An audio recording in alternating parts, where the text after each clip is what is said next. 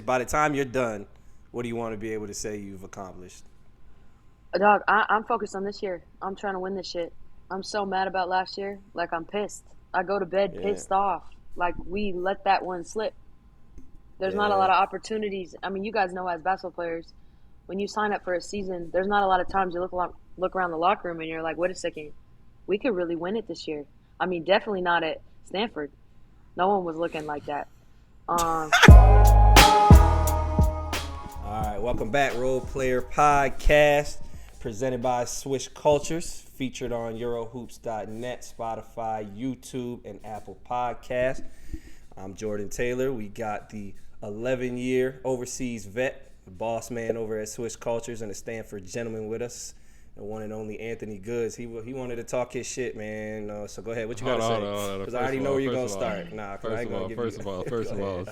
since we started the podcast with our blood boiling. First of all, I went to Stanford and we have another Pac-10, Pac-12 guest on. So you know what I mean. I'm definitely Gas coming with. Pac-12. Hey, I know. I'm over here. We jumping you today. Nah, ain't nobody in y'all too. You know them. Y'all West Coast kids too soft to jump anybody. We know that. All right. ooh. Anyways, secondly, you was in my DM when my hair wasn't cut, man. But I can hear the humility in your voice today. I can hear the humility in your voice today. I gotta be humble only because I'm back from Cabo, man. I ain't have time to get to the barber shop. You know what I'm saying? I haven't go time to visit. But you got it today. You know what I'm saying? I'll be back. I'm be back Wednesday. Hey. I'm blame Kelsey. I'm blame Kelsey because she wanted to do it on Sunday. Hey, after you blame introduce Kelsey. the guest, we're gonna have to ask her if she was a man, whose hair would she want? Because I got about 8 waves sitting on top of here. That's like going into free agency with 8 triple doubles, and you over there hurting right now.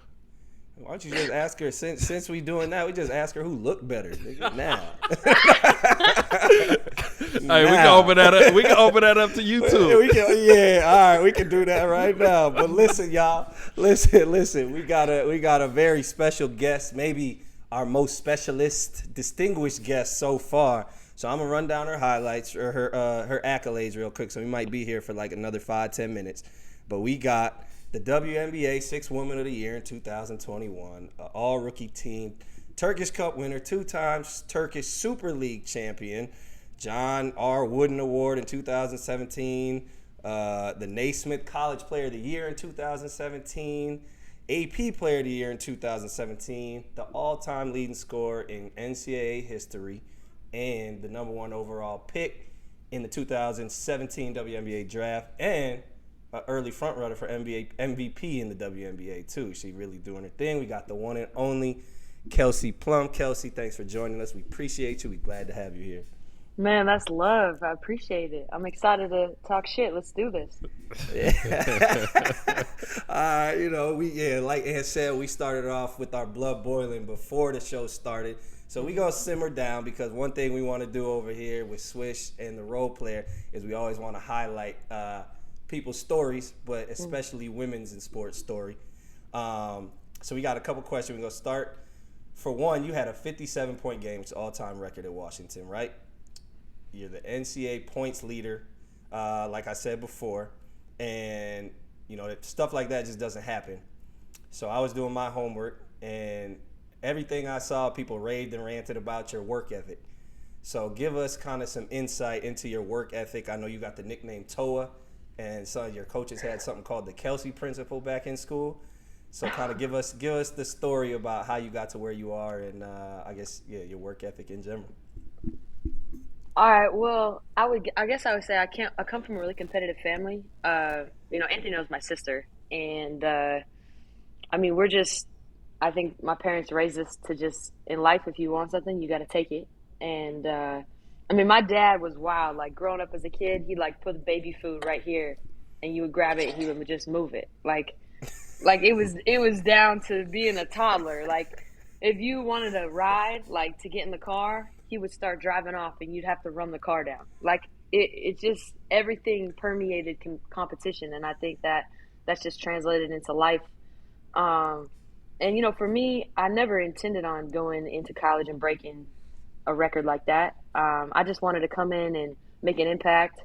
Washington wasn't that good, and I felt like, you know what, if I could go in there and try to help them win, and take the program somewhere. That was my goal. And in the midst of that, I happened to break the record. But what people don't realize about something like that is you gotta like have a lot of things go right. I mean, you gotta stay healthy. You gotta have the right coach. You gotta have the right offense. You gotta have the right teammates that support that, knowing that they, want to help you get to that type of point. You know what I'm saying? Like, you don't just fall into that. And so you could talk about work ethic all day, but the circumstances allow me to be more than successful at UW. Yo, I think though, to score 57 points, you gotta have like an alpha dog mentality, and I don't think 57 points don't just come. Like, you really gotta be on some like, all right, I'm killing them, but this is not enough. Like, describe your mentality during that game, specifically, because some people are cool after 20 or 30. Yeah, so the funny thing was about that year was going into that weekend. The Pac-12 plays Friday, Sunday, right? And so on Friday we played Colorado, and I only had 20, and everyone was like, "Well, she's not going to break the record this weekend," because I think going into the weekend I needed like 80 something. So maybe they were like, "Oh, well, she'll try to get a 40 and a 40." And I love how everyone else was computing this but me. Like, I'm like, I didn't know when I signed up, that all Seattle was like going to be all in on this record. So I only scored 20. And so people are like, we'll wait for the conference tournament for her to like break the record. And I remember it was actually senior night. I went into senior night, and we started playing in the game, and they kept going under the screen. Like, I was offended. Like, I'm like, is this serious? Like, they kept going under the screen. Like, I was literally looking at the Utah coach like, are you going to adjust? Like, this is embarrassing, but okay. Like, I just keep going, and, as a basketball player, you guys just start getting hot and hot and hot, and if the coach is not making any adjustments, I mean, I just kept going. I got into a zone, and the rest is history. Man, that's listen. I kind of left out on the intro. You a certified bucket, but like you said, you gracious and all that. But to me, the work ethic thing is still you kind of create your own luck. Like, there's not from what I've seen, there's not a lot of people that work like you really was waking up at 5 a.m. in high school every day. Yeah. I went to a private school because they were really good at basketball, and I'd have to drive like 40 minutes. So I'd wake up at 5. My dad would take me. I work out in the morning. I'll go to class. During lunch, I would do all my homework, and then after practice, work out again or whatever, and then go home. Yeah. So you was eat, sleep, basketball. You went to sleep at 8 p.m. too? Yeah, I was locked in. I felt like, I don't know, I've been obsessed with basketball since I was a kid, and I just wanted it. And I told my mom I was going to be in the WNBA when I was 10, and that's just, no one was going to tell me different. I was really reading and researching you, and I was feeling bad because I was like, oh no, this is wild. Like, I had to at least stay up till 9:30 to watch Scooby Doo on Cartoon Network. Like, I was, you know what I'm saying, I had to get my TV in. That's why you went to Wisconsin. That's why you went to Wisconsin. I thought we was gonna be good this episode, and I saw you jump at it. As soon as I said that, I knew. I said no shit. Listen, that's what Scooby Doo gets you. That's what Scooby Doo gets you over there. Don't play me. I'm a 2-time All-American too. Don't play me. I know you got the accolades. I know you got the accolades. He said, I know you got the accolades. But listen.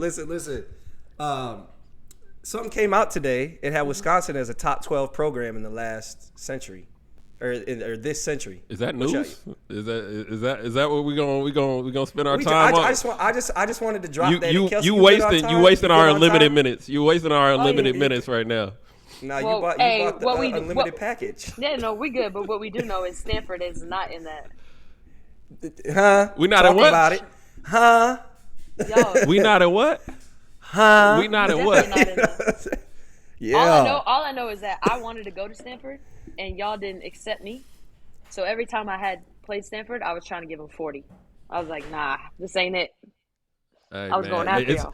It's funny because UW wanted me and I didn't accept them, and I went to Stanford. So Oh, you know what I here we mean. go. It's a Here we go. we good. Matter of fact, Wisconsin didn't even. Nah, I don't even think I got a letter from Wisconsin. I don't even think I got a letter from Wisconsin, man. That's what you said. We already figured that out. You Because too, you a shade too yeah, dark. I'm a in the little shade. crayon I'm a latte. shade. I'm a shade too dark. Got a Yeah. little too much of a tan. You know what I mean? It's all good. I thought y'all was about to be cool with that Pac-10 shit. You see how I just slid in there, just create a little dissension real quick. You know what I'm saying? So had to do that. But moving forward, yo, you spent a lot of time in Europe, right? Mm-hmm.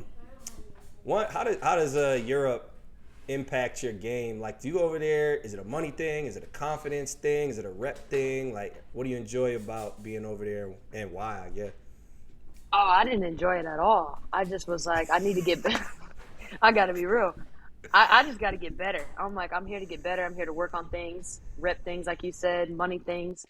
Uh, in the WNBA season, like, it's only 6 months. So you can't try to be one of the best players in the world and not play competitive basketball for 6 months. Like, you just can't. And people that try to tell you that, they're lying. Like, and so I knew for me, like, you got to work on game situations, stuff like that. I also think, too, that an aspect we don't talk about is that mentally, you grow so much mentally over there because you guys know there's so much bullshit. Like, you have to deal with so many things that don't make sense, whether that's culturally, we're in disagreement, or like schematically, basketball wise, why are we doing this? But as a player, I think your ability to adapt to teammates, adapt to the circumstances, prepares you mentally. So you get in a game in a W and you're like, dog, there's nothing that could happen. The refs, the fans that could just shake me from being present. Facts. How do you keep the same like drive? Because I know every overseas player. I Yeah. mean, obviously women's basketball players are different because y'all have both sides. But like Yeah. every overseas player has lost that passion or that competitive drive at one point or another. I don't care what you say. Like, so how do you keep that with going over there? I mean, it's maybe aside from being in the W. I think you got to be really clear about the vision before you step out there. Because you're right. It's super easy to get lost in practices, dumb drills. Why are we doing this? Stupid road trips. Like, it's really hard to mentally uh, engage, right? And then also, too, you got teammates that you're friends with that are not engaged. You know what I mean? And so you're like, okay, how do I balance this? At the same time, I feel like, you know what, for me, especially this off season, I went and played at Galatasaray, and my goal was like, I'm only here for a couple months. I'm gonna lock in, and I'm gonna come back, and I'm trying to be the best player in the world. Like that's literally my goal. So whatever I need to do that, everything else is secondary. Has there been a time? Oh, go ahead, my bad. No, I was gonna ask. So, like, when you're playing these games, let's say like in Turkey and whatnot, what things are you working on there that you're trying to bring back with you when you come back stateside? Yeah. So like for example, my last season in Turkey when I went over there, I knew I was probably gonna get trapped a lot or blitzed a lot, and so trying to like work out getting out the pick and roll, finding the big, finding the opposite side. Also trying to score in transition, my right hand. Just like working on different things. I think that especially overseas, because they heavily weigh on you to score at that type of rate, you're able to like be a little bit more creative and try stuff, right? In the W, you're a little bit more limited because you got, like, for example, on my team, I got 5 All-Stars. So like I'm only gonna get 15 shots, and they're not gonna be me going off the dribble, creating, you know what I'm saying? So I might have 3 or 4 of those a game, but the other stuff, I just got to be super like clean with it. So when I'm overseas, I'm working on like, all right, how am I creative? How am I going to be able to score if they're playing a box of one or whatever they're doing? You know what I'm saying?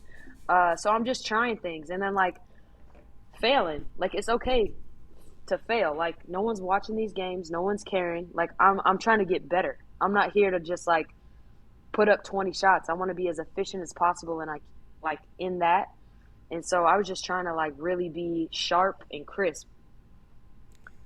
That's how you know you a bucket when you say I'm only gonna get 15 shots. Only 15. I'm playing with 5 All-Stars. I'm getting 15 shots. I'm getting 15 shots. Like, that's how you know you the one. You the one. But no, I think that's dope to actually hear you say that, because you could tell even just watching the game last night and the other games, like your decision making with the ball is so much quicker, I think, than I've ever seen. I've watched you play a solid amount. So it's cool to hear you say that and like kind of know that you were focusing on that and see the work coming through for sure. I appreciate that. I was also working with this guy. His name is Noah LaRoche in the off season, and he's unbelievable. He works with like Paul George, works with Kyrie. Uh, he works with Marcus Smart. He works with a lot of guys, but he works with Diana. But his whole like philosophy is like everything is live. So we're playing live, and like he'll like rotate defenders. You got to find the weak side. Rotate defenders. You got to hit the big. Like, so I think that was really big for me. I was with him in LA for like 2 months, and every day we were just playing and playing and playing. And I think That's that dope. that helped me a lot with my decision making. That's why you see the assists the way they are this year. That's dope. That's hella dope. What's your ultimate goal now? I guess moving forward. Like what is by the time you're done, what do you want to be able to say you've accomplished? Dog, I'm focused on this year. I'm trying to win this shit. I'm so mad about last year. Like, I'm pissed. I go to bed Yeah. pissed off. Like, we let that one slip. There's not a Yeah. lot of opportunities. I mean, you guys know as basketball players, when you sign up for a season, there's not a lot of times you look around the locker room and you're like, wait a second, we could really win it this year. I mean, definitely not at Stanford. No one was looking like that. Um, so Yo, y'all was really trash at Stanford, huh? Why she shooting at you like Man, that? I don't know. I don't know why. I don't know why these shots are coming across here, man. But I'm gonna be respectful to our guests. You know what I'm saying? Nah, don't do that. Don't do Nah. don't do that. She having an MVP season, man. I need her to keep it rolling. Like, you know what I'm saying? In the off season, when the off season Hey. hits, it's gonna be a whole lot of hate mail. About to be under all her IG posts. You heavy on IG. You about to be on there hating like hell, huh? Man, I'm in there already. I'm loading up the clip. Nah, that's dope. You got that like the sense of urgency. At, how old are you? 28, right? 27. 27. So you got a sense of urgency where I feel like, again, that's special. I don't know about Ant. I feel like a sense of urgency don't kick in for people until you like 31. You like, oh, this shit about to be over. You know what I'm saying? Like, so I don't know if have you always had that or is it intensified? It's intensified a lot the last probably 16 months. I feel like when I first became a pro, my head was spinning. You know, you come from college and you are used to having a certain way, and I was just not prepared. I was just not prepared for the pros. So I think I've had to like relearn how to live, relearn like balance outside of basketball. But I think the sense of urgency also comes from knowing, like, you know, this career, we talk about it, it's short. And you really only get one shot. So I got to go full speed at it, you know, and if I fail, I'm going to fail forward every day. Because, like, at the end of the day, I'm not going to look back and be like, man, I wish I would have went harder. I wish I would have done more. I wish I would have been more engaged or more present that year. I mean, hell no. Not me. Mm-mm. I feel like the sense of urgency also comes with like experience, you know, as you start to get to, you know, you get solidified as a vet, you know, you done seen a lot, you done seen things go wrong. And then, you know, hopefully you've had like kind of like a taste of success. And, you know, now you start looking towards, let's say like the second half of your career with a different perspective, you know, in your younger years, I feel like you're still just trying to figure out your identity and still trying to get your foot, you know, set in the sand. And then after you're a vet, you're like, all right, I know who I am. I know where I could be successful. And like now it's time to really maximize, you know, this career. So I think a lot of it also has to do with experience. I think experience and also I guess sometimes I feel like injuries can have that effect on you too. See what I'm saying? Like, I know you tore your Achilles, right? Like, was that a triggering factor at all? Or did that change your perspective on the game? Yeah, I would say it did. I feel like being out, I've never been hurt, like, you know, just completely on bed rest, you know, because Achilles, the first couple weeks, you can't even, like, basically move. You need the stitches to completely heal or they'll get infected, right? So I'm just sitting in a bed with a cast, like, I think for me, it was the best thing. I tell people this. It's the best thing to happen in my career because I had to like start from scratch and rebuild. Like how I train, how my strength is, but even more so mentally. Like I really was working with my psychologist, and I still do now. Just like working on a lot of mental things that I didn't really realize were holding me back. And so I think just the injury brought me back to, I keep talking about the present though, because really, if you're in the present moment and you're aware of what's going on, um, and you're not drifting and thinking about other things, you're able to lock in and be the best version of yourself. And I know when I'm the best That's version of real. myself, I'm the best. That's real. That's real. Cause I mean, how much did you struggle mentally? Cause shit, you was what you averaged 31 as a senior, Hmm. and then for those that don't know, you get drafted #1 overall, and there were some struggles like right when you was in San Hmm. Antonio. So like how I guess how hard was it mentally going from what you were in college to having those struggles, especially as a #1 overall pick when there's probably a lot of pressure on you. Oh, that senior year ruined me. That it ruined me because my expectations of basketball completely were just off the rocker. Like no one's supposed to average 30 and shooting. I was shooting like 55% from the field, 45 from three. Like, and I know it's the Pac-12, and it was soft as butter, and it still is soft as butter. Yeah. As long as y'all know. Oh, I know, I You know know. what I'm saying? I try to tell people, I'm like, if I played in the SEC, I would have maybe got the 2000, maybe. Um, Nah. but but yeah, I got into the pros, and my expectations for what you've seen the WNBA, it's a different sport than college basketball. Um, it's and so what I thought I was gonna do, and then what I was doing, and then of course what other people thought I was gonna do, and I didn't realize how much value I put on other people's opinions of how I played.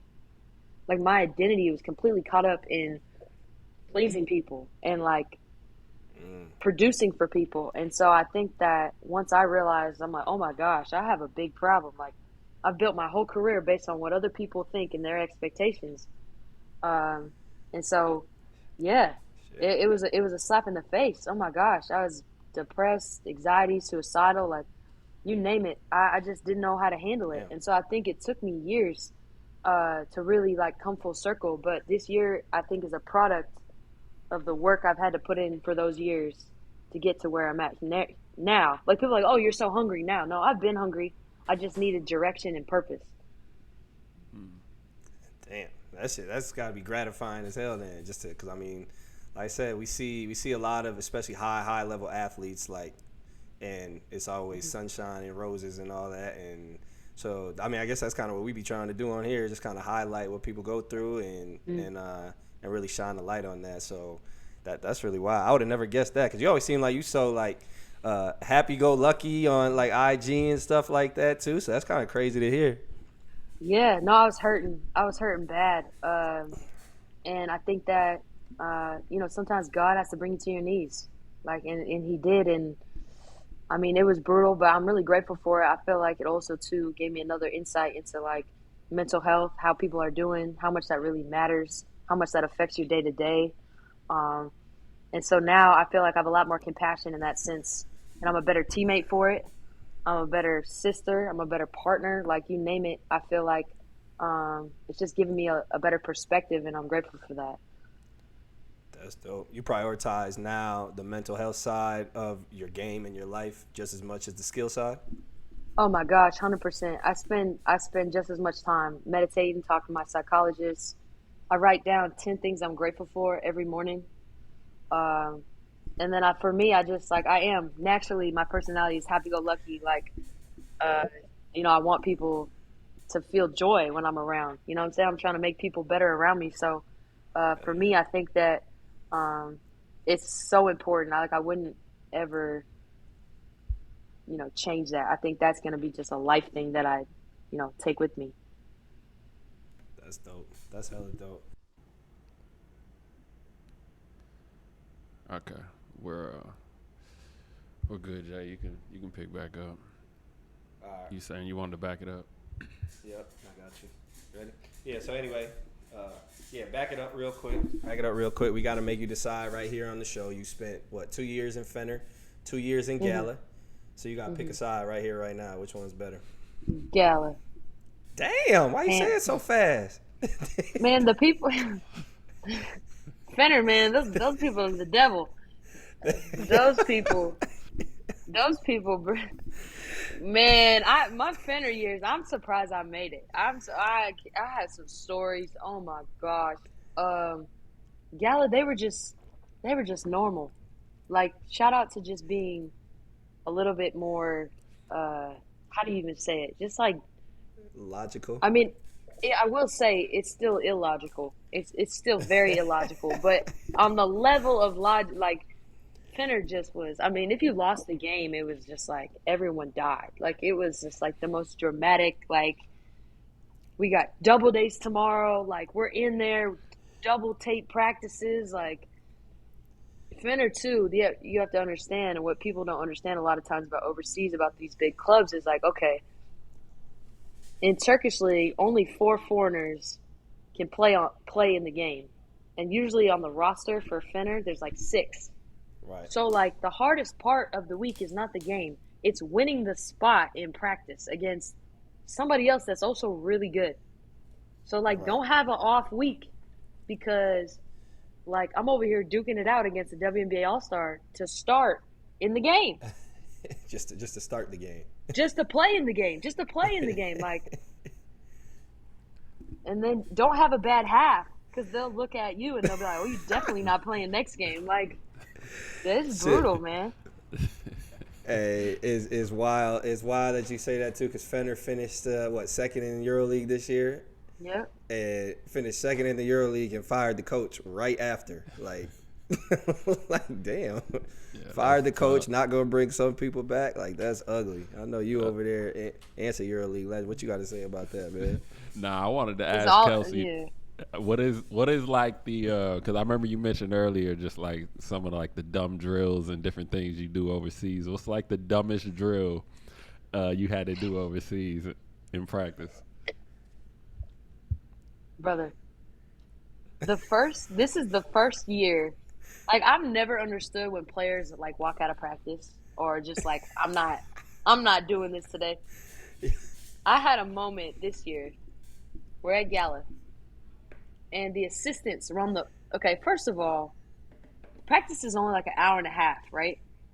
The first 45 minutes of practice are like a walkthrough. Like what are we doing? Like it's and then you sit on the floor and do like butterfly stretch. Like that's gonna activate me to run up and down this court.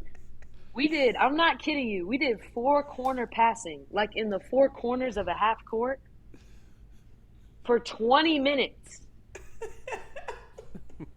Finally, I had enough. I was like, I don't care if you call me a diva. I'm not a diva, but I literally walked off the court and I looked at the head coach.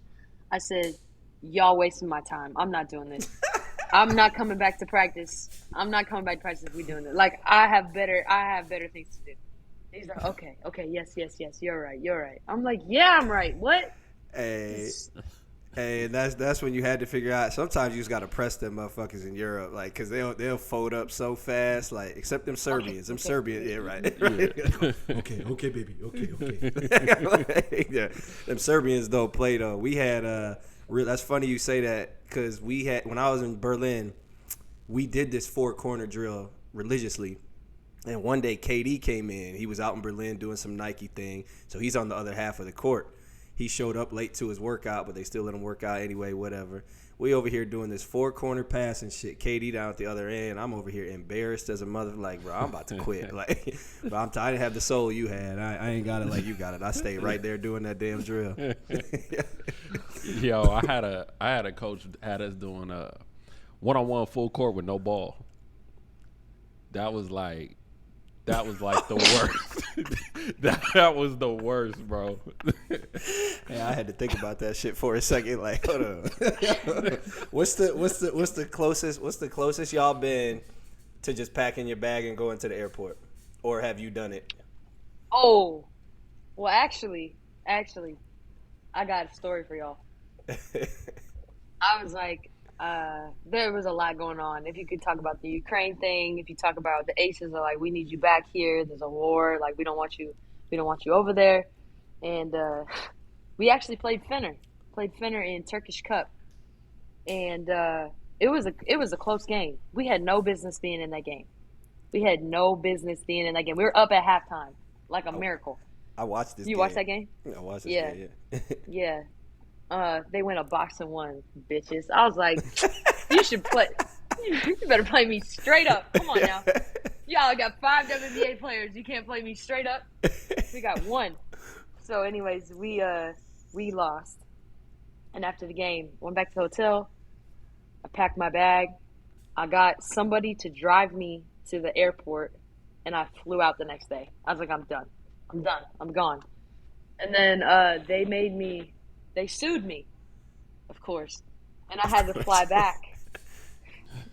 I had to fly back to play in the Euro Cup Final Four. They sued me. Oh, so you actually did it. I actually left. You ill. You Savage. You really. That's what you say at the beginning. You gotta have a certain type of mentality to score like that, huh? Yeah. You just can't care about what people think about you. Yeah, you just can't. Hey, I don't. It's not that, but I gotta get my checks. You got the WNBA money. I can't be getting sued. I need my little ducats. You know what I'm saying?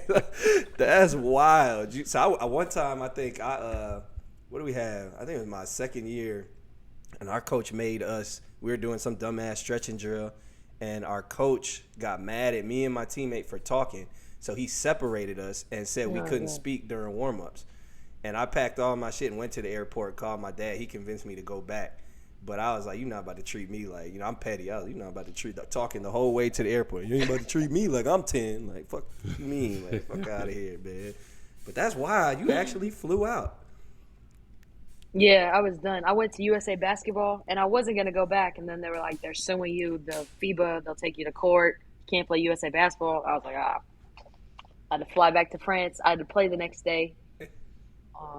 Missed the game winner. Oh, God. Yeah. Brutal. Hey. Yo, I don't think I ever heard that. I'm not going to lie. I was not expecting that. What you got, Ed? I know you almost bounced one time. Nah, I never really if I was gonna leave, I left because of missed payments. But I was more of the shit talker to the coach. You know what I'm saying? I was that type. I think when I first started getting missing payments, that first time you miss a check overseas coming from the States, it's really tough to deal with, man. And I remember we were doing some drill where everybody was sprinting. And I'm doing an old lady power walk. And they Tony, sprint. I was like, I can't, my pocket hurt. I was like, my pocket need to get fixed. And then I'll start running. But every day I was coming in there, I had something slick to say. And I ended up leaving the team because they didn't pay me. And then the next year, my agent was telling me I've been looking at Italy, but they said that Anthony got an attitude when the money went bad. And I'm like, yeah. Yeah. Okay. Yeah. All right. It's crazy, man. Yeah, I know y'all Stanford niggas. Y'all ain't really about that action, so you right. Leave for real. Nah. I ain't about to run out on nobody. I ain't about to leave until it's time to leave. But Kelsey got to be the first player in basketball history to have Galatasaray sue her. I know everybody sued Galatasaray. They suing you. They told me after that game, they said the president watched that game, and I played really well, and it was just there's no way we're letting her leave. We're suing her. About to have you back. Gala. I was back. Did you get all your money from Gala? I did, and there was one month where I told the coach, I was like, listen, coach, now that I think about it, I was kind of a diva. But I was like, listen, coach, they're 10 days late, and I got a 14-day grace period. But after that, I said I will be in America. I will be in America on that 15th day. I will be gone. You understand? He's like, okay. And don't worry, I got it or whatever. And they paid me. And then when I heard how late they were for the rest of the team, I was like, dang, I feel bad. They were 10 days late with me. They were 6 months late with them. I don't know how y'all keep playing, but not me. I had to sue Gala. When I was there, I had to sue them for the last 2 months. I believe it. Everyone does. Everyone. But moving forward, we're going to talk a little WNBA, right? Of course, we have to. So we want to, we have to. So, just segueing from being overseas and having to get back. You said you don't give a damn about getting back. But what you think about both y'all? What y'all think about the prioritization clause in y'all CBA? Just get your thoughts first, and then we'll go from there. Anthony, do you want to give some articulate, pencil pushing thoughts? Hey, I'm waiting for the guests. Ladies first, and then I'm gonna chime in. Okay. I see both sides. I think the one of the biggest issues that the negotiating parties didn't consider is the middle pack. So you got like the upper echelon, Brown Stewarts, Jonquil Joneses that play overseas, make over $1 million a year, right? And then you got like the young rookies that in that clause they can still go overseas, like it doesn't apply to them. But that middle pack of people that make a really good living going overseas and playing both, it affects them tremendously because now they can't be late. And I don't know why they haven't been able to work with FIBA to just move the dates a couple weeks forward, right? We all know teams, like there shouldn't be 14 teams in a league. It should be like 10, right? Cut those weeks out, be able to move it up, and then finish playoffs and finish by WNBA camp. Because if you want to win, your best players are going to be WNBA players. I just think they haven't really fully thought it through. However, I do understand how the owners are like, listen, if we're going to pay and invest more, we want players here when we start. And I do respect that because at the end of the day, that matters. Like having all your players in camp, building chemistry. That's why I was so insistent on leaving because I was like, I'm not going to miss camp when I know how important the season is. New coach, new offense, like it matters. So I would say I just feel really bad for that middle pack because people got families to feed and people are going to have to make tough decisions. Yeah, I think it's also gonna put a lot of pressure on agents to negotiate better deals overseas or negotiate these deals with these teams overseas. Because when you look at it from both sides, from an ownership perspective on both sides, you want to get the most value out of your players, at the important times, and I think that it's tough because in Europe. They're not they love control, They don't want you, leaving, especially, towards the latter part of the season. And then, and I understand from the WNBA side, like, having obviously your best players there and putting the best product you can out on the floor, for the season. It is going to take some sacrifice from some players, to help grow the league, move it forward and things of that nature. So, I understand, from both sides just trying to, protect their investment. And I think that a lot of this is really going to fall on these agents negotiating with these overseas teams and trying to work some deals out. But it's going to be difficult. Yeah. I agree with Kelsey. I think that a lot of times when you have these new rules and a growing league or growing whatever, whether it's NIL, WNBA, whatever it is, like the people in the middle always take the hardest hit. And I feel like that's just that's an issue that is going to have to be figured out because it's not the NBA where the middle guys are like making so much money. They need that, So I think even with the marketing deals that y'all have, they're skewed towards the best players, right? And the best players are always going to be all right. Like y'all are always going to be, y'all figure it out, whether it's coaching or whatever it is. But, yeah, I think they definitely have to figure that out, trying to appease to the, the fifth, sixth women off the bench or whatever it is and stuff like that. So it'll be interesting to see how, because what's y'all about 2027?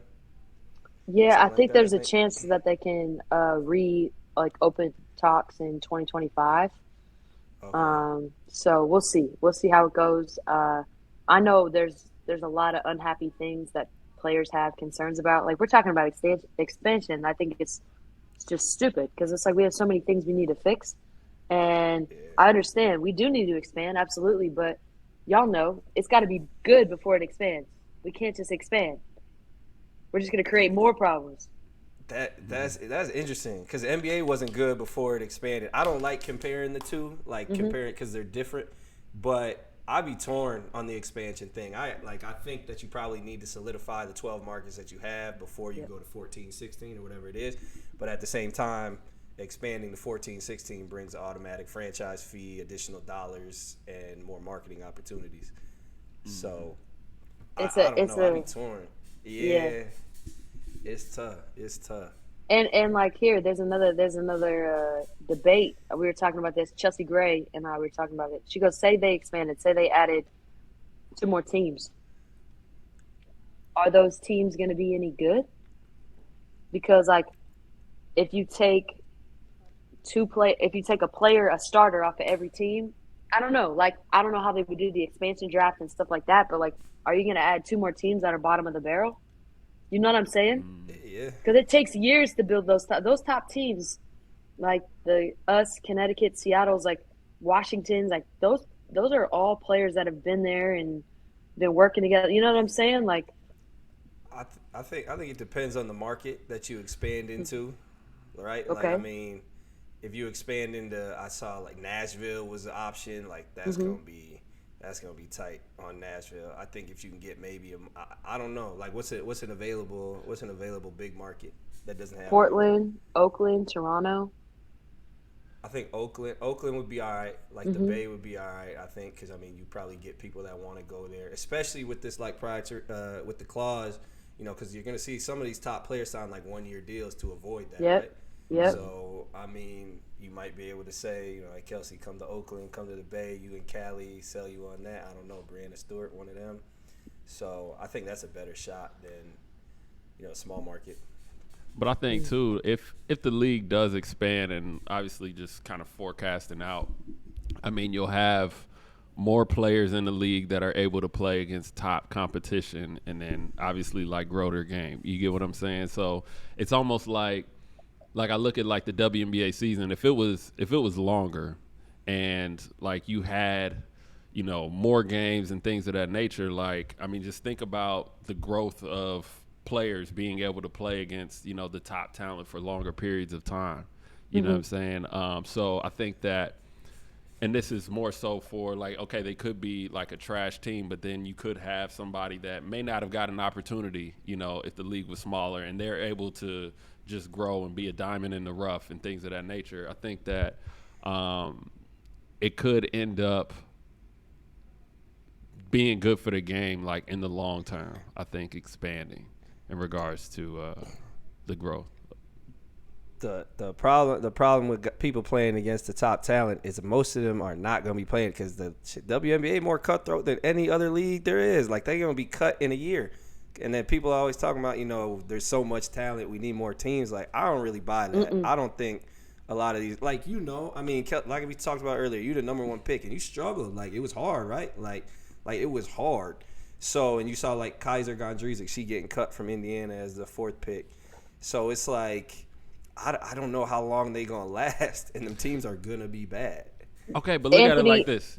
Anthony, have you watched WNBA? Like, have you like actually watched? Yeah, Or you I just have watched. I have watched. I Ant, watched. Ant, really? Ant watch all I watch basketball. They did I a watch a job. lot of basketball. This is what I'm saying though. So like, if you look at so let's just say like you look at guys that go overseas, right, and that they're not ready, obviously, for the NBA their first 2 years out, but they're able to go overseas, play against some top talents like Eric McCollum's or whoever it is. Playing against that top talent, they're able to grow their game and then actually have an opportunity to compete in the league. So I'm saying if there are more teams in the league, you'll have more spots and more players in that particular league, right? So now you have these players that may not have been given an opportunity to play against this level of talent. I think we all know that playing against better talent is what makes you a better player. So I think that Iron these, sharpens iron. huh? Iron sharpens iron. Yeah. Right. So I'm saying that I think, and like I said, it's forecasting out. I think that like overall, if you're giving more players an opportunity to play against better talent, I feel like it grows women's basketball as a whole.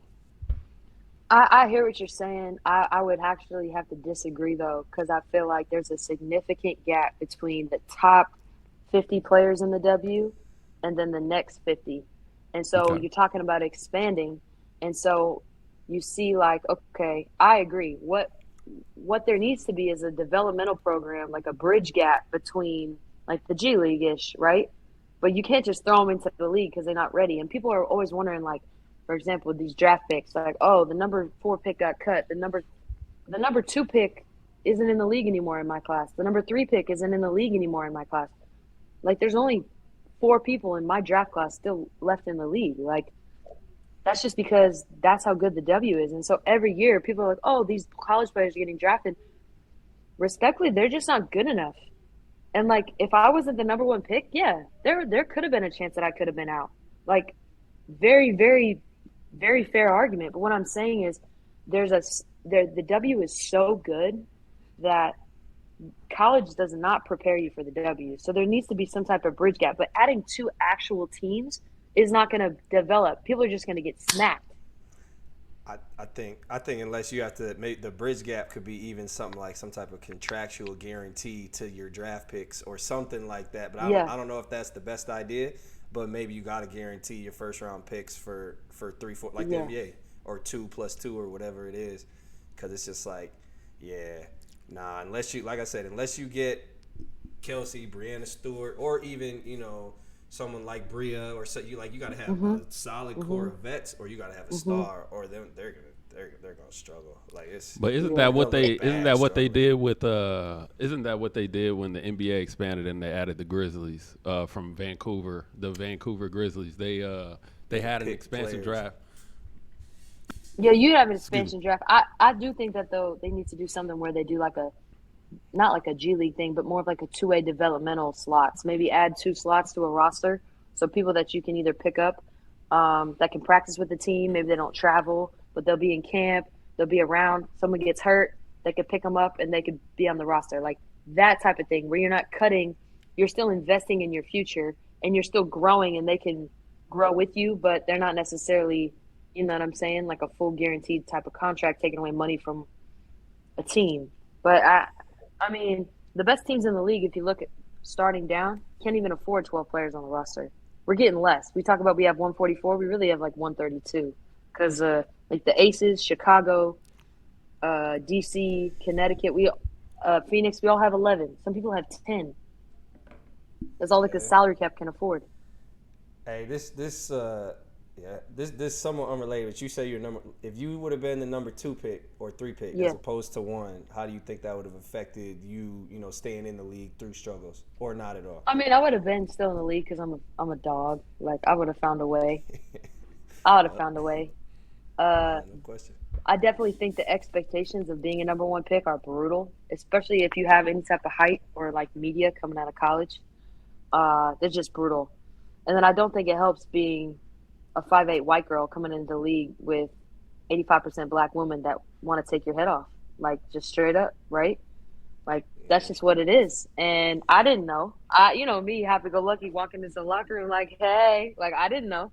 I learned the hard way. But that's real. That's what it is. And I think that it would have been better in some ways because I would have been a little bit more under the radar. But in other ways, I definitely think that,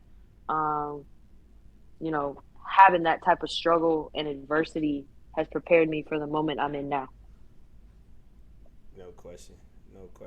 I got a quick story. I got 2 stories. One, I got a chance to meet you one time when so I watched college basketball like Maya Moore. That's like when I really, really, really started watching. And you came out. And you remember them highlights? They was like calling you the female James Harden, yada yada yada. James Harden, my favorite player. So normally I don't be tripping. I met you at Aqua nightclub in Minneapolis one night, and you had like this flannel. I went right up to you. I was like, "Hey, I'm drunk as hell." I was like, "Hey, I'm a big fan. Like, I love your game." And I think I scared the shit out of you. You just kind of looked at it and was like, "All right, thanks," and kept it moving. I was probably gonna try and holler at you. Don't tell Bria, but that's all right. You know what I'm saying? You know what I'm saying? But and then it's funny. The second story is funny. You said the 5'8" white woman because I got to practice with the Mercury during the bubble. And just to like see the competitive spirit that y'all have, obviously as athletes, but I thought it was funny. I did a crab dribble. I'm slow. I'm old. And Diana Taurasi, like she swiped at it, missed, and I laid it up. She said something like, "I'm gonna take that shit next time." And I was sitting here looking at her like, yo, you a 5'11" geriatric white woman. Like, what you not about to take shit? Like, what? But I was like, you must be out your damn mind. Like, but just to hear like the confidence, the dog she had in you and like in herself, so and to hear it in you too in this time, it's pretty dope. It's pretty dope to see. I feel like you know, a lot of people don't really speak to you know, that dog mentality that exists, especially like in the WNBA, probably women's sports in general. Obviously, we're a little closer to women's basketball, but I mean, some of the feats, like even like, okay, so even going back to like 57 points or, you know, breaking all these records. And I think that you don't get that without having that killer mentality, having been knocked on your ass or having to overcome some type of adversity.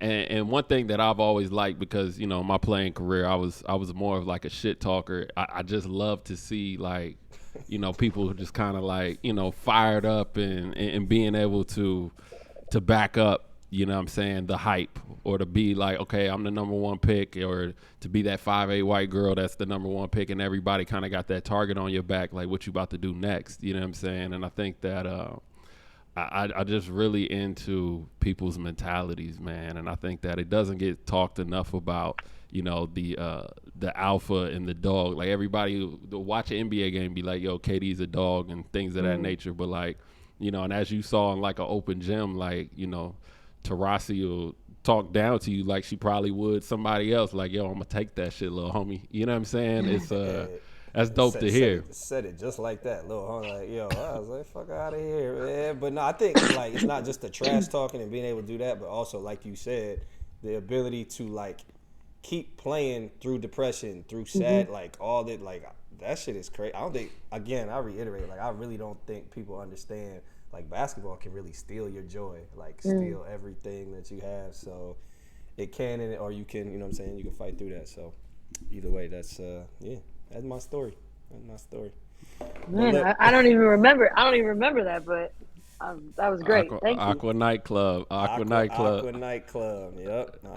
That was a spot till people started getting shot up in there. You know what I'm saying? A little Dirk started coming through. Got a little wild. Got a little ugly. I'm saying people used to be out there doing cocaine at the table. Like, I'm like, yo, y'all wildin'. Niggas want to go to jail. Like, but anyway, that's neither here nor there. We don't want to get you in trouble. So, you know what I'm saying? With the prioritization clause, have you ran into any trouble yet with that? Like coming back with new coach, all that? Or any? I mean, any yeah, conflict? that was one of the reasons I left. Because I was just like, I'm not about to start this season with a new coach, new offense, and I'm trying to establish myself and set the tone for this season, and I'm not going to miss camp. So I left.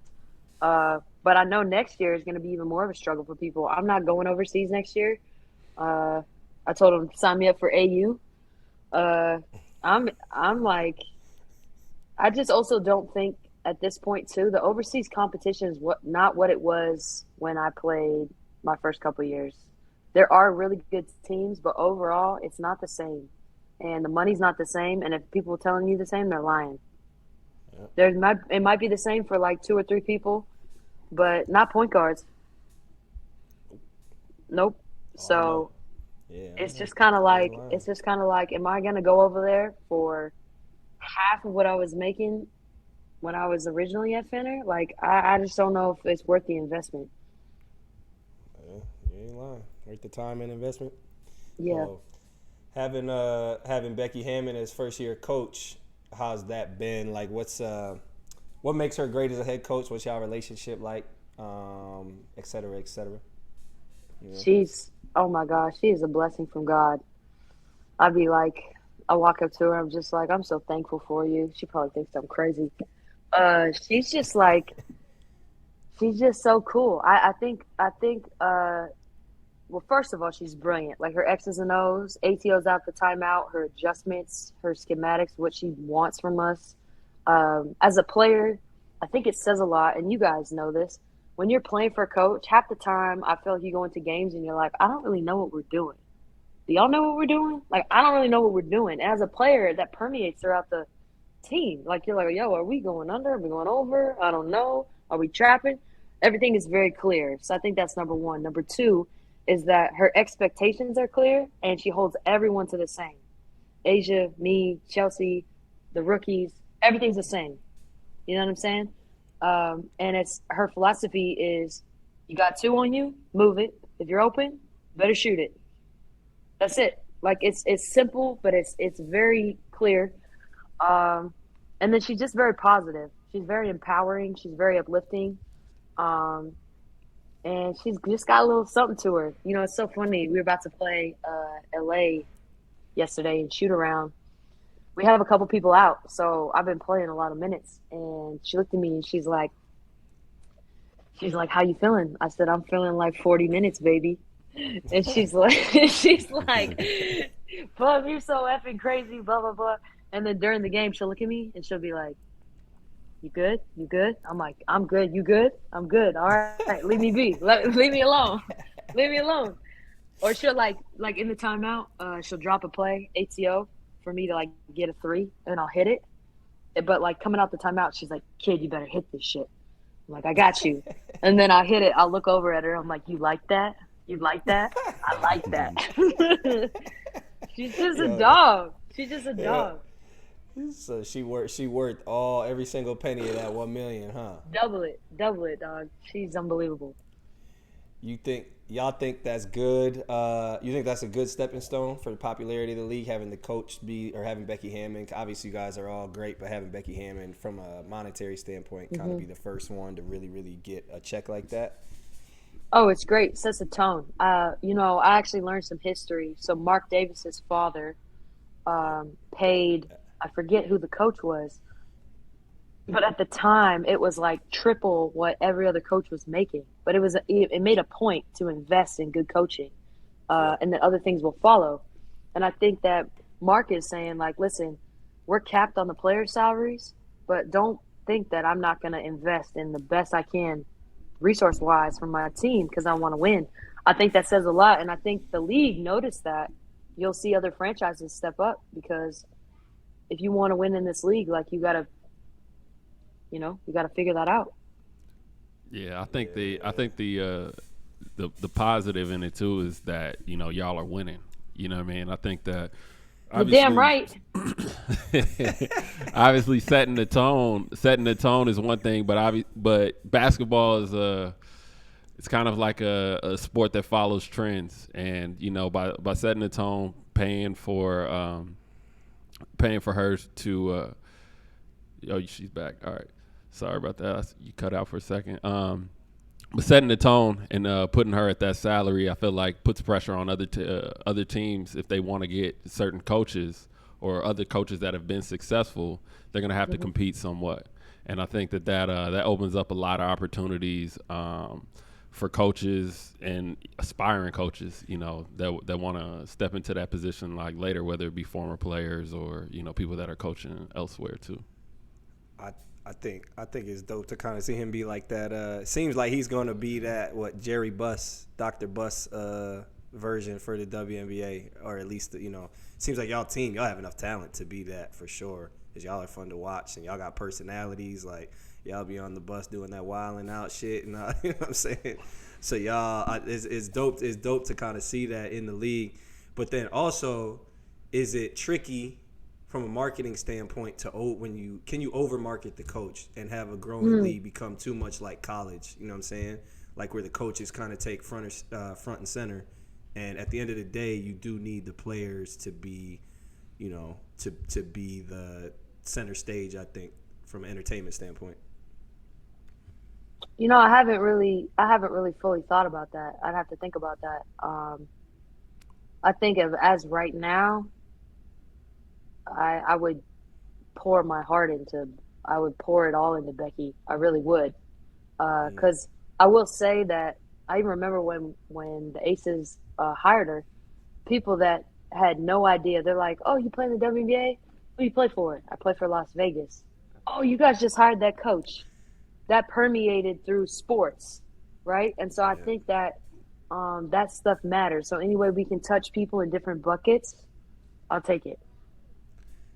I think her taking that job as opposed to being the Spurs head coach might be maybe the most impactful thing that could have happened. I think, like I said, I don't know. I'll be watching the games. I don't know what y'all think. I watch the games and like I'll cheer for, like last year with Sandy Brondello and James Wade. I was cheering for the Mercury one because Bria, but also two because I want to see the women's head coach win over. Like I don't know if that's wrong. It was the same in the NFL. Like where I would cheer for the black head coach to win, something like that. Because I feel, you know what I'm saying? Like I feel like that representation is important for the growth of the league as well. I think the entire WNBA should have women's head coaches, women's GMs, all that. And I think, that's, to me, that's kind of how you create equity, is just having a lot of those positions filled by women rather than saying, hey, we can get a man. But, so I like I said, some people, I think that's reverse sexism or whatever bullshit, or reverse racism, but I don't know what y'all think about that. I think you should also have former players in that as well. You know what I mean? Yeah. Opening up those opportunities, especially, front office matters, and as well as on the bench. But I think former players just can relate in a different way, especially when things aren't going so smoothly. You know what I mean? I mean, we've all had issues, whether it be on or off the court, just dealing with different teams. But I think that having former players as well, taking these positions, any way that you can relate to somebody that's holding decisions, I feel like makes things run a lot more smoothly. That's the first good point you made today. Good point. You ain't lying. He be few and far between on here. You know what I'm saying? JT's carrying this podcast. Hey, but real shit, we got to shout out Anthony Goods because he low-key saved the pot. I had a partner before, my man Trevor Bakwe. I had to fire him because that dude kept asking people how much money they made. You know what I'm saying? Like, you can't, how much money they made from their college, like how much their college was paying them. I was like, Trey, you can't ask everybody the same question, my nigga. Like, man, I'm just trying to keep everybody on their toes, man. Just keep the temperatures high. I'll give you a couple flowers. That's about all you're going to get, though. You know what I'm saying? Otherwise. But, what's the pros and cons of playing in Vegas? Shoot, pros. I mean, I think we got the best franchise support in terms of, like, the way they treat us, our resources. We got the best coach. I got the best teammates. We got the best jerseys. Got the best court. Fans are wild. I mean, shoot, I go on and on. I feel like Vegas is the spot to be. The cons, it's hot, but I like the heat. I don't even mind it. I really love Vegas. Like I feel super blessed to be out here. I'm not on the strip though. I'm not in the streets. So maybe that's the cons because everyone want to visit. Everyone want to visit and get out into the club and. I don't know. I just think that's super overrated. So you won't catch me in the streets much. You caught me at Aqua, obviously. I don't know. There was a low cocaine on the table. I was going cocaine down. on the table. That was rookie year. Fueled binge, man. Yeah. Neither here nor there though, but both of y'all were there. That's nice. Hey, you still gonna catch me. Don't let me come to Vegas. I'm gonna hit you up when I come to Vegas. Hey, we outside. Don't hit me. I won't be there. I will not be there. You know what I'm saying? I'm the devil out here. You know what I'm saying? I'm trying to entice people. But nah, you had a quote way back in the day. It said that you were talking about. I don't remember the exact quote, but you were talking about you didn't really care about accolades. You just wanted people to remember watching Kelsey Plum play. Mm-hmm. All right. So for both of y'all, obviously Kelsey first. What's more important, championships and accolades, or the impact you leave, or the impact you have as a basketball player? You cut out that last part. Championships or what? What was the last one? Championships or the impact you have or impact. You know what? I don't feel like I'm qualified to answer that. I ain't won anything. I think you most qualified to answer that. You got Final Four. You got all type of accolades. I would say and this. You're also. I would say this. Kobe won a bunch of championships, but I feel like a lot of his impact was felt after basketball and what he decided to do in the community with his daughter, and just the example he was. And I feel like that speaks to, I don't know, people want to connect with people at the end of the day. We can get all into the weeds about championships and the second most talented and valuable player and pick that apart. But I don't know. I just remember we all know how, when we meet people, how they make you feel. We just do. That's human. So I can't believe I'm being corny as hell, but I'm going to take the impact route. Why that's corny? That's corny. I know. Hey, I feel like you got a little corny in you though. Ain't nothing wrong with it. Let it show. You know what I'm saying? I am. I'm working on it. I'm working on it in my relationship, being a little bit corny. Yeah. Because really, I'm not corny at all. I'm like more black and white. And people need love. You know what I mean? So working on that. Yeah. All right. All right. We got a culture question. We shape this thing. We do like culture. We have a couple different blocks.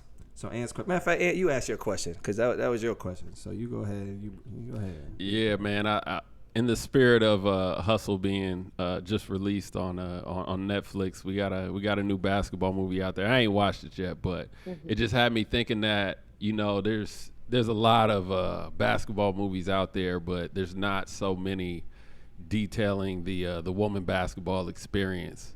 So I think if there was a spinoff of, let's say, like a classic basketball movie with the twist, you know, tailored towards women's basketball, which one would make the best spinoff?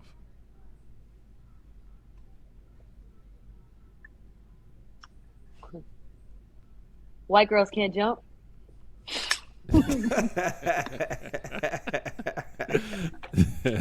Yeah. All right. That was easy. Yeah, you want to know one of the illest things about basketball movies? I think looking back on Love and Basketball, like dude left her at college, just broke up with her and all that, and then they still made her play for his heart. Yeah, welcome to life. That? The trash. I ain't playing. I have way too much pride. Yeah. Absolutely not. And you left me for a Barbie doll? Come on now, dog. You can't come back from that. A Barbie doll. But she probably got his good years though. He dipped out on his bad years. You know what I mean? She came back and got the good years from him. You know what I'm saying? Yeah. Y'all both seem like the problem. Y'all both seem toxic. We're both unrestricted free agents out here in these streets. So yeah, we are a problem. Hey, don't put that on me. Hey, that's him. I'm over here living clean. You know what I'm saying? For the most part. Yeah. Hey, how hard is it? Hey man, that was years ago. How hard is it to be in a relationship as a women's basketball player that travels and all that? Honestly, I think it's been pretty easy. I mean, I'm Really? fresh in a relationship. Yeah. This man was sent from God. I don't know where he came from, but I'm working with it. So I don't know. I feel like I take it a day at a time, and I just try to be, again, present, and I try to be a servant, and I try to just make sure that I'm treating him like I would want to be treated. You know, it's so funny. The other day I was like, hey, when's the last time someone's taking you on a date? He was like, I've never been taken on a date. And I'm like, all right, say less. We going on a date. Like, I think it's important. I think it goes both ways. You know, I think that we live in a society that is super unrealistic expectation-wise about dating and relationships. And I don't know. All right, so when you took him on a date, where did you plan it out? Did you bring him flowers? Like, what did you what did you do? We gonna pay for dinner? I took him to wrestling, like SmackDown, you know. Yeah. Really? Yeah. I got a little sweet. Definitely had the buffet going with the wristbands. I took him to wrestling. Honestly, I had the time of my life. I kind of forgot I was on a date because I was just more yelling at the people jumping off the things, you know. But I had a great time. Yeah, I picked them up, dropped them off. Damn. dope, Okay, that's dope as hell. Yeah, you the one. Yeah. Shit, that's dope. crazy. Come on now. Got to do it right. Come on now. It's funny. I asked because it's like I feel like as a male basketball player, it's like when you're traveling, you're going overseas, doing whatever, city to city. Yeah. I feel like it is easier to find a girl who's willing to kind of follow you around. Where I feel like it's a little more difficult as a woman to find a man who will put up with that time commitment. Oh So yeah, it's dope that he's not following me around. I could never date someone that would follow me around. And I'm not said put it following. like that, but yeah. Yeah, I know what Yeah. you mean though, and I'm not following anyone around. I don't got time for that. But yeah, no, and I would never date a basketball player because y'all are trash. Respectfully. Oh, dang. First of all, trash. What's he do? He play sport? No, I'm just saying trash from the perspective now- of like, no. Let me tell you. What's he do? What's he do? Easy. No, what I'm saying is, I from the perspective of like I love y'all. Y'all are my homies in terms of like, you know, as a female basketball player, we spend a lot of time, whether that's in college or the pros, NBA guys, overseas guys. So around you guys all the time. So we know your ways and your antics and your toxic traits, and that's okay. Gotta love that. Gotta love the good and the bad. I just don't want that to be a part of my life. So I'm homies with a lot of y'all, but Damn. no, I'm good. You done friend zoned all of us? All of us. I'm never. I went to Wisconsin. I'm a good guy. You couldn't even say that with a straight face. Why you had to look away when you said it?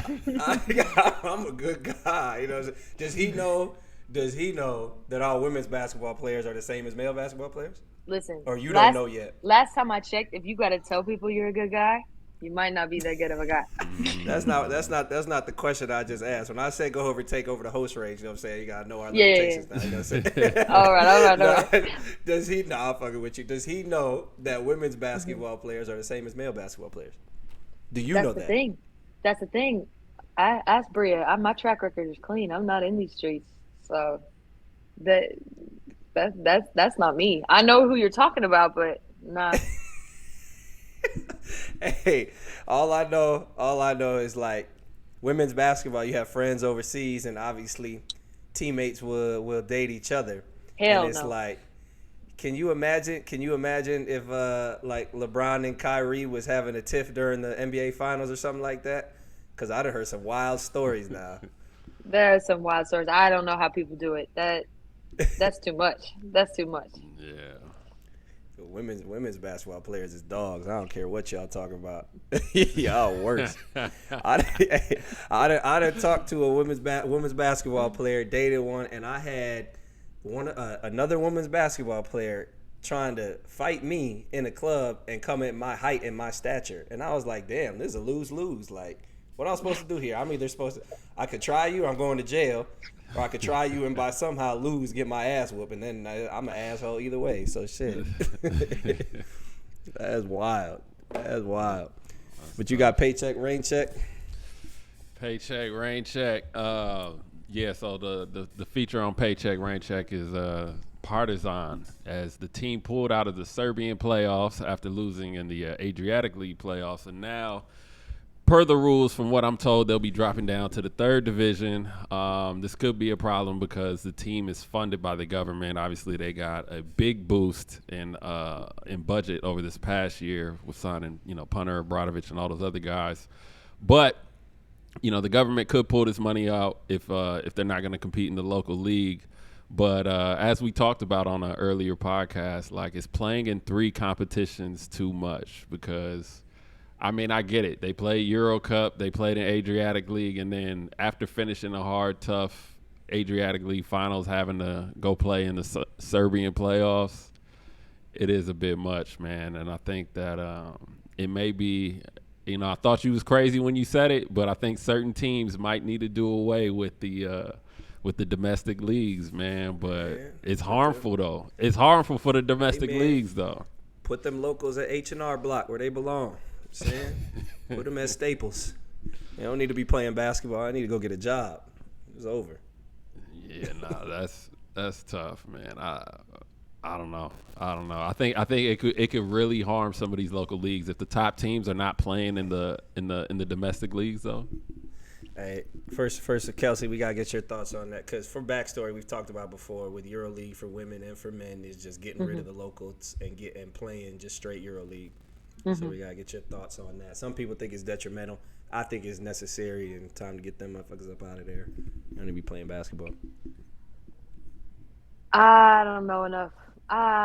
It's tough. It's tough. I would say that it does bring a lot of like buzz to the community. Like I know when you're playing for a big club like a Fener or a Gala and you roll into some random city in Turkey, everybody comes out. Like they all come out. The thing is packed and it brings a ton. I know they gamble on the game, so I know it gives a little bit of revenue to the city. Um, I think you got to keep it. I think you got to keep it. I think it means a lot historically. It means a lot culturally. Um, it's a way of bringing people together. I don't know. I bet you keep it. Yeah, no, I ain't with that. But we'll let it rock. Yo, that is all we got for you. Yo, we appreciate your time. Also, we had to commend you. One thing we didn't even get to is you tore your Achilles, and a lot of people, that's a career-ending or detrimental injury to damn near everybody. So KD gets a lot of love for that, for coming back and playing at a level. So we got to give you your flowers for coming back from that and becoming, hopefully you become an MVP this year. Keep doing your thing. Keep having fun. And, yeah, we appreciate you. Thanks, y'all. Thanks for having me.